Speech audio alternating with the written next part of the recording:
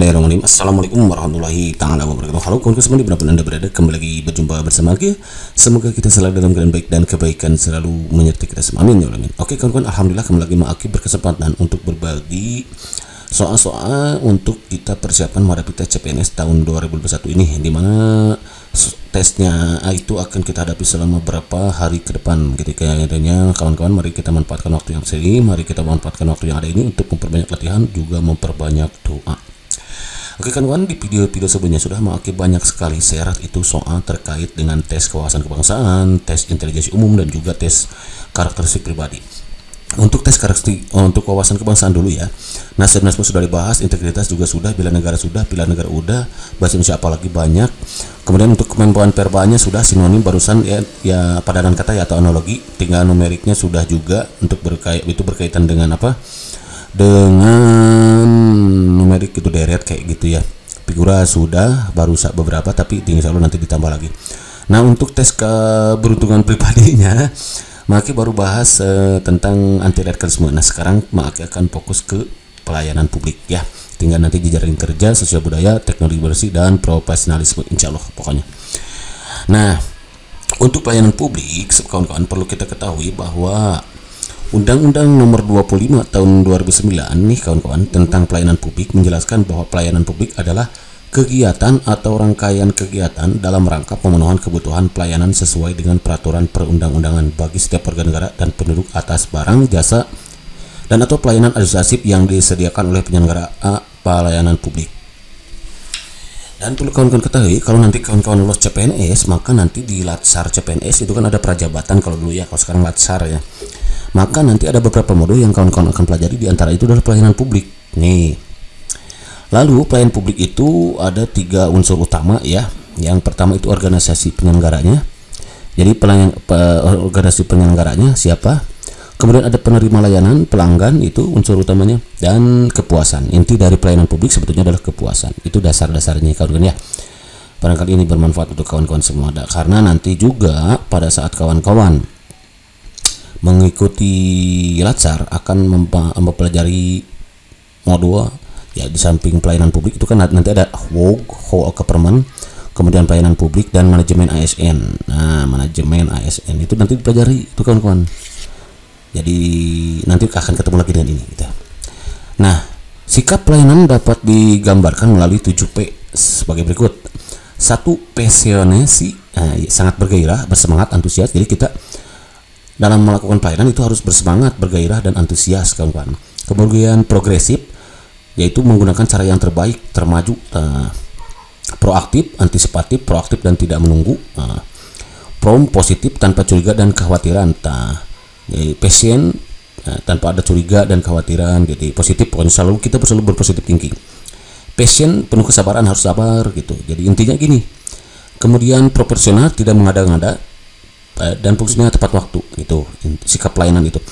Jadi nanti saat kita memberikan pelayanan itu harus bergairah, memakai cara yang terbaik, antisipatif, proaktif, dan tidak menunggu, positif, tanpa curiga dan kekhawatiran, penuh rasa kesabaran, tidak mengada-ngada, tepat waktu. Pokoknya nanti di option pilih yang ini kuncinya ya. Yang mengarah ke sini itulah dia, itu pelayanan publik. Lalu prinsip-prinsip pelayanan publik nanti yang akan kawan-kawan temui juga pada saat Latsar, diantaranya ada partisipatif. Apa yang partisipatif? Yaitu penyelenggaraan publik yang dibutuhkan masyarakat, pemerintah, atau perlu adanya pelibatan gitu. Intinya sederhananya itu adalah melibatkan masyarakat dalam merencanakan, melaksanakan, dan mengevaluasi. Jadi partisipatif itu adanya atau melibatkan masyarakat dalam merencanakan, melaksanakan, dan evaluasi hasil kerja. Transparan. Nah, dalam penyelenggaraan publik, pemerintah sebagai penyelenggara publik harus menyediakan akses bagi warga negara untuk mengetahui segala hal yang terkait dengan pelayanan publik yang diselenggarakan tersebut, seperti persyaratannya bagaimana, prosedur biayanya juga bagaimana. Nah, itu disebut dengan transparan. Nah, sehingga masyarakat juga harus diberi akses sebesar-besarnya untuk mempertanyakan dan menyampaikan pengaduan apabila mereka merasa tidak puas dengan pelayanan publik yang diselenggarakan oleh pemerintah. Nah, itu prinsipnya. Jadi harus transparan, ada disediakan juga pengaduan ketidakpuasan dari suatu pelayanan, sehingga nanti pemerintah bisa memperbaiki kinerja pelayanannya kepada publik gitu. Ada juga transparansi dari segi persyaratannya bagaimana, prosedurnya bagaimana, dan biayanya bagaimana, seberapa gitu. Kemudian juga harus responsif. Responsif itu apa? Jadi penyelenggara pelayanan publik wajib mendengar dan memenuhi kebutuhan warga negaranya, tidak hanya terkait dengan bentuk dan jenis pelayanan publik yang mereka butuhkan, akan tetapi juga terkait dengan mekanisme penyelenggara layanan, jam pelayanan, prosedur, dan biaya penyelenggaraan pelayanan. Sebagai klien masyarakat, birokrasi wajib mendengarkan aspirasi dan keinginan masyarakat yang menduduki posisi sebagai agen. Jadi intinya, kalau responsif itu adanya pemerintah wajib mendengar dan memenuhi tuntutan kebutuhan warga gitu. Baik itu terkait nih ada jam pelayanannya jam berapa, prosedurnya bagaimana, penyelenggaraan mana, itu responsif ya. Kemudian juga ada tidak diskriminatif. Nah, artinya tidak membeda-bedakan antara satu warga dengan warga yang lain, seperti status sosial, pandangan politis, entitas, agama, apalagi ya profesi, jenis kelamin, dan difabel gitu ya, nggak boleh itu. Contoh misalkan ketika kita menjadi seorang pelayan publik dan kita dihadapkan dua misalkan klien, yang satu berasal dari keluarga kaya, yang satu biasa saja. Nah, dalam pelayanannya tentu kita harus nggak bisa mengutamakan yang kaya gitu, nggak boleh begitu. Atau dari pandang politik, karena si A memilih misalkan politik A, si B memilih kesukaan politik B, sementara politik B yang tidak kita sukai, akhirnya kita mendahulukan si A, nggak boleh begitu gitu ya. Apalagi jenis kelamin atau karena kecantikan gitu, ya. Melayani masyarakat karena siapa yang lebih cantik dia lebih dulu dilayani, nggak boleh seperti itu gitu ya. Kemudian juga murah dan mudah, penyelenggara publik juga harus memudahkan masyarakat gitu intinya. Efektif efisien juga harus mewujudkan tujuan yang hendak dicapai secara efektif dan efisien gitu. Kemudian berikutnya ada accessible itu adalah kemudahan dalam mengaksesnya nih. Kendaraan seperti dekat, letak terjangkauan, kendaraan dengan publik mudah dilihat, gampang ditemukan dan lain-lain. Akuntabel, kalau akuntabel itu dapat dipertanggungjawabkan kepada publik gitu ya. Karena bagaimanapun fasilitas dengan sumber daya manusia yang dibiayai oleh warga negara melalui pajak yang mereka bayar. Jadi kan sebetulnya fasilitas yang itu kan belum dari kita juga pajak gitu ya. Itu prinsip-prinsipnya kan ya. Dan ini juga akan kawan-kawan temukan nanti pada saat cara CPNS gitu. Dan terakhir ada berkeadilan, tentunya tidak bisa membedakan satu dengan yang lainnya gitu ya. Oke, next lanjut ke nomor 1. Anda adalah seorang warga di lingkungan perumahan Akils ya, ada perumahan Akils. Anda sudah mengenal baik warga di lingkungan tersebut. Tak hanya itu, Anda juga sering berbincang-bincang bersama warga lain di lingkungan tersebut. Menurut mereka, Anda adalah warga yang ramah dan mudah bersahabat dengan orang lain. Suatu ketika Anda sedang berada di pos kamling, Anda sedang santai menunggu rekan yang lain yang biasa menemani Anda ngobrol sambil ngopi gitu ya. Di pos tersebut Anda telah lama menunggu dan tak seorang pun yang datang. Jadi ceritanya ada seorang yang sedang di suatu perumahan. Jadi intinya sebetulnya nantilah ya. Dari kejauhan tiba-tiba Anda seseorang yang datang mendekati Anda. Orang tersebut nampak kebingungan dan kelelahan. Dari cara berpakaiannya sangat lusuh. Tidak lama setelah orang itu tiba di depan Anda, ia menanyakan seorang yang merupakan temannya dan tinggal di lingkungan Anda gitu. Ternyata temannya yang ditanyakan Anda juga tak mengenalnya dan merasa tidak ada orang dengan nama demikian di lingkungan Anda. Orang tersebut mencoba menjelaskan ciri-ciri teman yang dicarinya, namun tetap saja Anda tidak mengetahui dan mengenalnya. Tindakan yang Anda lakukan terhadap orang tersebut adalah A. Mengabaikan orang tersebut demi keamanan diri karena bisa jadi orang tersebut ingin mengelabui Anda gitu ya. B. Mewaspadai orang tersebut karena orang yang baru masih asing dan belum dikenal karakternya. C. Meminta hansip untuk mengantarkan orang tersebut menemui Pak RT menanyakan perihal temannya yang dicarinya. D. Memberikan arahan kepada orang tersebut untuk menemui Pak RT perihal teman yang dicarinya. D. Menyuruh orang tersebut beristirahat di rumahnya karena merasa kasihan. Nah, yang mana nih kira-kira? Yang mana nih? Kok sudah ada ya? Belum ya? Belum. Oke. Nah, ini kawan-kawan. Jadi inti dari cerita ini, karena nanti soalnya bisa jadi seperti ini panjang gitu ya, dan banyak pokoknya, maka kawan-kawan berarti kalau begitu harus banyak berlatih gitu dari sekarang ya, berlatih membaca gitu soal agar kita nanti terbiasa seberapa cepat kita membaca suatu soal. Jadi ternyata intinya adalah bahwa suatu hari, jadi kalau yang ini adalah pemanis kawan-kawan ya. Jadi Anda fokusnya sebetulnya di sini. Ketika Anda sedang berada di pos kamling, Anda sedang menunggu kawan-kawan, ini juga tidak penting sebetulnya ya. Jadi ceritanya begini nih. Jadi kita hidup di suatu perumahan ceritanya. yang kita tentunya sudah mengenal warga sekitar. Nah, dan Anda suatu ketika sedang nongkrong nih di pos kamling. Anda sedang menunggu teman Anda yang biasa berbincang-bincang dan sambil ngopi gitu ya. Namun ternyata belum datang. Nah, sambil menunggu tersebut tiba-tiba ada orang gitu. Jadi intinya sebetulnya ini adalah bahwa Anda sedang nongkrong di pos kamling dan nunggu teman, tapi belum datang gitu ya. Tiba-tiba datang orang gitu, menanyakan alamat suatu seorang temannya gitu. Kan biasa kita temui seperti itu ya. Namun ternyata pas ditanya kita ngobrol, ternyata kita tidak kenal dengan nama tersebut dan ciri-cirinya juga kita tidak tahu. Nah, apa yang akan kita lakukan gitu kan ya sebetulnya. Jadi kita sedang nongkrong di pos kamling, kemudian sedang ngopi sambil nunggu teman, tiba-tiba ada orang yang tak dikenal menanyakan seseorang temannya dengan ciri-ciri tertentu. Namun ternyata kita tidak mengenal orang tersebut. Bagaimana sikap kita gitu? Ya, diabaikan saja karena orang tersebut demi keamanan diri, karena bisa jadi orang tersebut ingin mengelabui Anda gitu. B. Mewaspadai orang tersebut karena orang yang baru, masih asing dan belum diketahui karakternya. C. Meminta hansip untuk mengantarkan orang tersebut menemui Pak RT menanyakan perihal temannya yang dicarinya. D. Memberikan arahan kepada orang tersebut untuk menemui Pak RT perihal teman yang dicarinya. Nah, yang bagus itu adalah yang ini kan, kalau meminta hansip untuk mengantarkan orang tersebut menemui Pak RT menanyakan perihal temannya. Jadi kita saranin dulu untuk meminta hansip ya yang ada di sana, karena di pos kamling gitu ya biasanya kan ada hansip ya. Walaupun tidak diceritakan di sini ya, harusnya di sini juga diceritakan sih bahwa di sini ada hansip gitu. Jadi yang paling bagus itu meminta hansip, ini nilainya 5. Nah, kenapa tidak yang D, memberikan arahan kepada orang tersebut untuk menemui Pak RT perihal? Kan orang itu sedang bingung untuk mencari alamat. Sekarang kita buat bingung lagi dengan harus menemui Pak RT, di mana rumahnya kan nggak tahu. Nah, ini nilainya 4. Menyuruh orang tersebut beristirahat di rumahnya karena ia merasa kasihan. Oh, apalagi ini bahaya kalau ini ya. Nilainya kecil lah. Karena belum orang yang tadi kenal, tapi kita suruh beristirahat di rumah kita. Nah, mengabaikan orang tersebut demi keamanan diri karena bisa jadi orang tersebut ingin mengelabui Anda. Mewaspadai orang tersebut karena orang baru, masih asing dan belum diketahui karakternya. Ini berarti nilainya ini. Pokoknya inilah. Mengabaikan orang tersebut demi keamanan diri karena bisa jadi orang tersebut ingin. Kalau ini juga sangat kecil. Ini 2 sebetulnya, ini 2 ya. Yang paling bahaya. Ini boleh lah kalau kitanya ini misalkan di rumahnya banyak orang, boleh lah. Atau juga diketahui hansip, boleh 2 itu. Yang ini nih 1, yang ini 3, yang ini 3.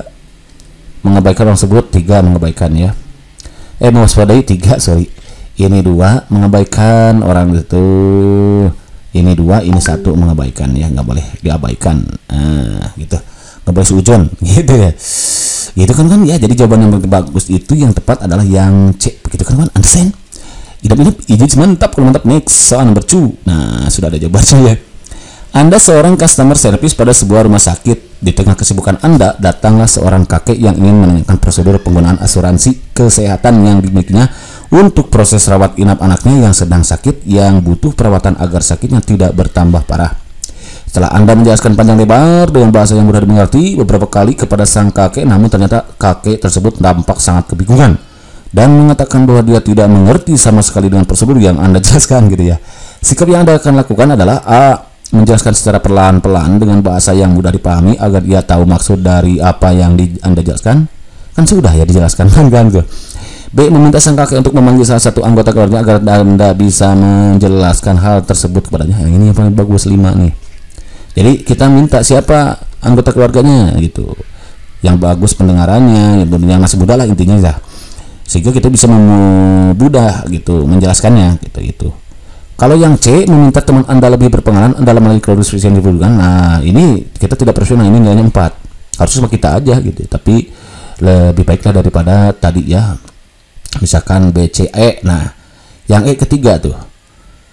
Menjelaskan dengan sabar sembari mengajak sang kakek untuk tenang terlebih dahulu agar lebih fokus ketika Anda menjelaskan. Jika masih kebingungan, Anda akan membantu kakek tersebut untuk proses pengurusannya. Kan sudah gitu juga ya. Menjelaskan secara perlahan tahapan demi tahapan yang harus dilakukan ibu tersebut dengan bahasa yang santun agar sang kakek paham maksud dari apa yang Anda jelaskan. Lakukan. PCE, menjelaskan secara perlahan tahapan demi tahapan yang harus dilakukan ibu tersebut. Mana ibunya ya, nggak ada ya. yang harus dilakukan kakek gitu. Sorry, ini kakek kayaknya salah yang ngetik. Siapa yang ngetik? Mang Aki ya, berarti salah. Gitu ya. Menjelaskan secara pelan tahapan demi tahapan yang dilakukan kakek tersebut dengan bahasa yang santun agar sang kakek paham maksud dari apa yang dijelaskan. Ini 3. Yang A itu 2, menjelaskan secara pelan-pelan. Nah, yang ini D-nya, kalau ini kenapa bedanya dengan ini? Karena kalau ini ada santunnya kawan-kawan, lebihnya itu ya. Kalau ini secara pelan-pelan saja, belum tentu santun gitu, jadi kesel gitu kan. Akhirnya marah-marah gitu ya. Nah, yang paling kecil itu D, menjelaskan dengan sabar sembari mengajak sang kakek untuk tenang terlebih dahulu agar lebih fokus ketika Anda menjelaskan. Jika masih kebingungan, Anda akan membantu kakek tersebut untuk proses pengurusannya. Gitu. Ini dibantu, lebih baik inilah. Lebih baik yang ini 1 ya. Oke, itu nilainya 1. Itu kan understand? Ya benar? Nah, karena ini dibantu harusnya, bukan kita, kan kita sedang mengerjakan tugas orang lain, sedang bertugas customer service. Karena nanti kan banyak orang yang ngantri. Nah, lebih baik dipanggil aja biar nggak terlalu lama antriannya nanti ya. Jadi makanya ini 1 gitu. Oke, next. Nomor 3. Anda adalah seorang karyawan pada suatu perusahaan ternama. Anda bekerja pada perusahaan tersebut sudah lama dan termasuk senior. Wah, keren gitu. Suatu hari Anda dihadapkan dengan pekerjaan yang sangat banyak dan semuanya memiliki deadline yang sama.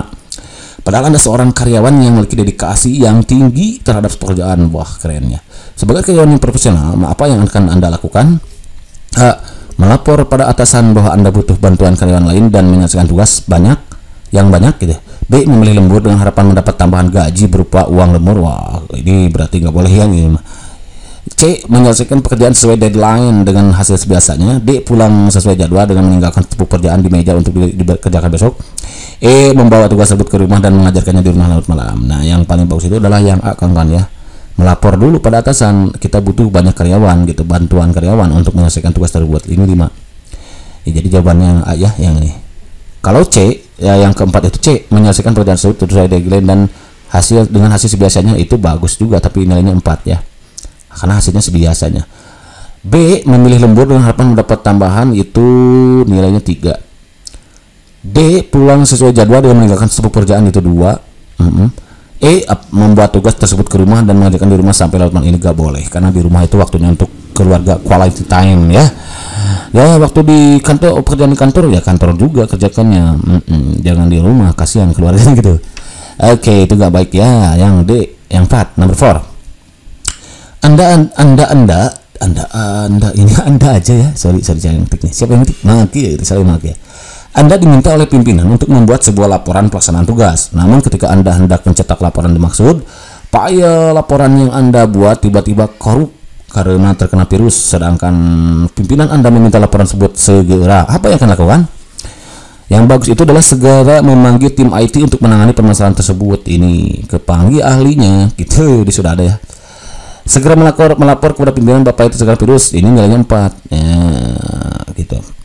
Bagusnya sih diatasi dulu sama kita ya. Kalau ini kan langsung diatasi sama kita. Segera mencari solusi dari permasalahan tersebut melalui Google, boleh dari Google juga, tapi nilainya 3 gitu ya.